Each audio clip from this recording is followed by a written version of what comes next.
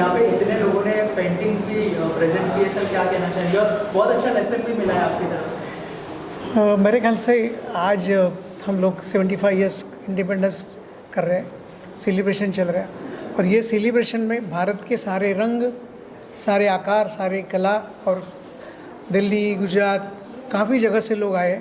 तो मेरे ख्याल से सचमुच ये आज कार्निवल हो रहा है, सेलिब्रेशन हो रहा है, और बहुत ही अच्छा काम देखने को मिल रहा है। कुछ लोग नए हैं, कुछ लोग ट्राई कर रहे हैं, कुछ लोग as it is they are master, but they are working together.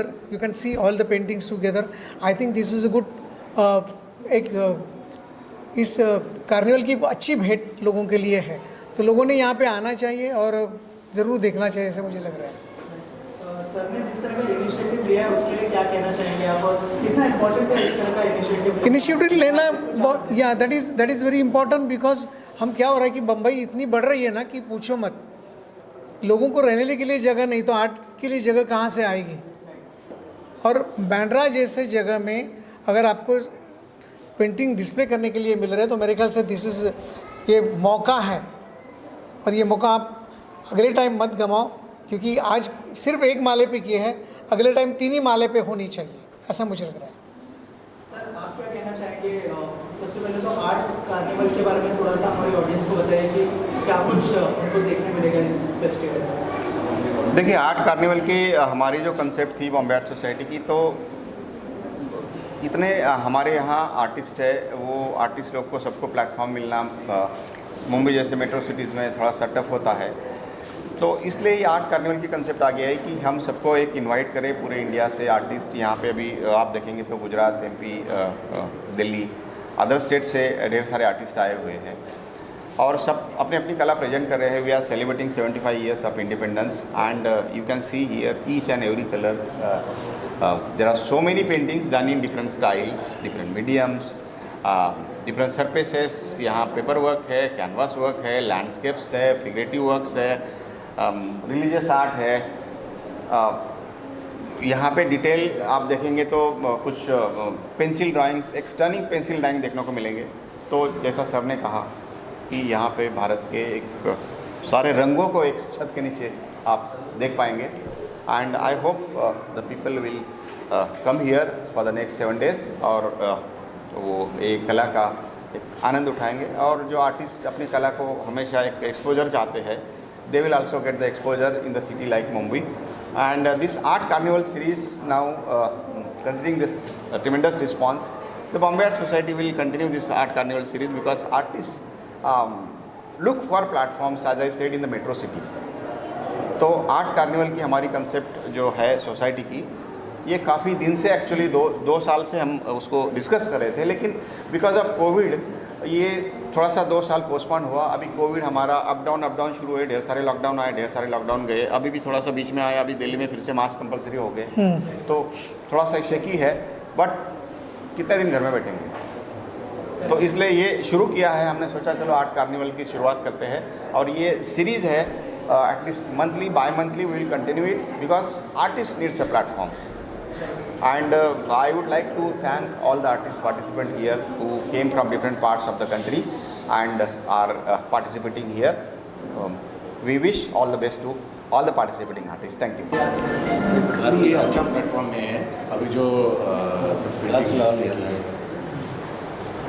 तो बहुत से लोगों ने अपने अपने काम जो हरेक को करना चाहिए और जो मन में है उन्होंने एक्सप्रेस किया है। तो शुरुआत अच्छी, आर्ट कार्निवल का एक पहला शेड्यूल है, इसके आगे और अच्छे अच्छे आर्टिस्ट और नए नए डिज़ाइंस, नए कंसेप्ट वो आती जाएंगे। तो ये शुरुआत अच्छी हुई है बॉम्बे आर्ट सोसाइटी की। Thank you. उनके लिए मेरा यही बताना है मुझे कि बॉम्बे आर्ट सोसाइटी ने एक अच्छा प्लेटफॉर्म दिया हुआ है।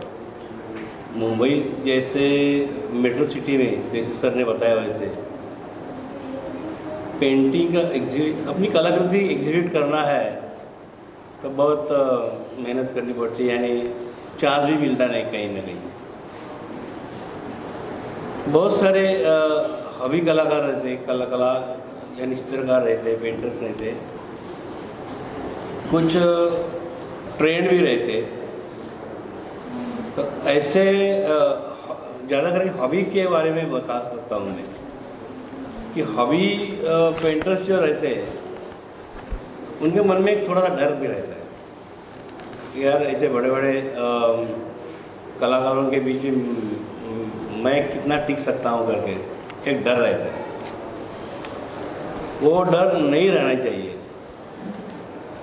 इसलिए जैसे पालो सर ने बताया वैसे उनके स्पीच में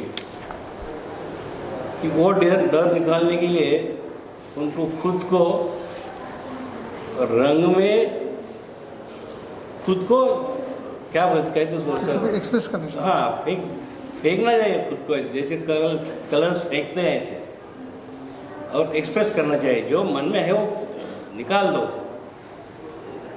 कॉपी मत करो। कोई भी कॉपी करके जो स्कूल में थे, कॉलेज में थे, ठीक है, तब तक कला क्या है वो समझ में आती है।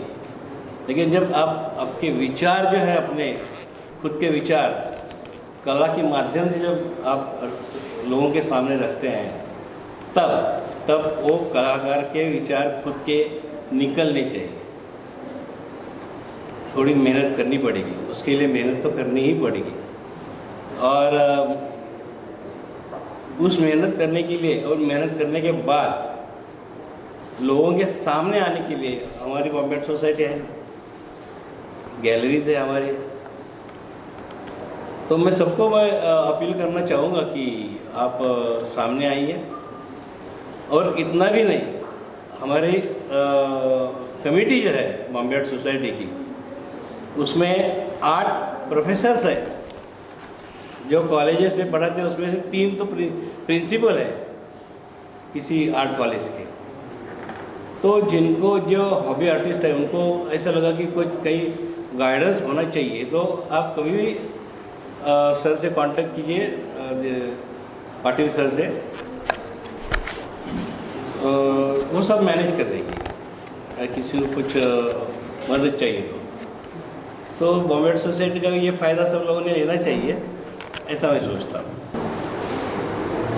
मुंबई आर्ट सोसाइटी जो है वो 100 साल से पुरानी है और उसकी बहुत बड़ी परंपरा है।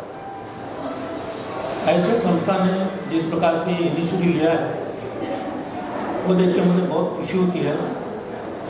और मुझे पता है कि जिस प्रकार से ये आर्ट कार्निवल शुरू हुआ है, इसकी वजह से न पूरे देश में, लेकिन आगे चल के अंतर्राष्ट्रीय स्तर पे काम करने वाले और देशों के भी जो आर्टिस्ट रहेंगे उनका भी काम अपने को यहाँ देखने को मिलेगा। तो मैं तो सबसे पहले संस्था के अध्यक्ष और पूरी कमेटी का बहुत आभारी हूँ, उनका अभिनंदन करता हूँ कि ये बहुत सही कदम उन्होंने उठाया है। और आगे चल के हमारे देश की जो युवा पीढ़ी है, जो युवा कलाकार है, उनके लिए बहुत बड़ा अच्छा प्लेटफॉर्म उन्होंने उपलब्ध किया है। इसकी वजह से हमारी कला जो है देश की वो आगे बढ़े, इतना मैं कहते हुए दो शब्द समझता हूँ।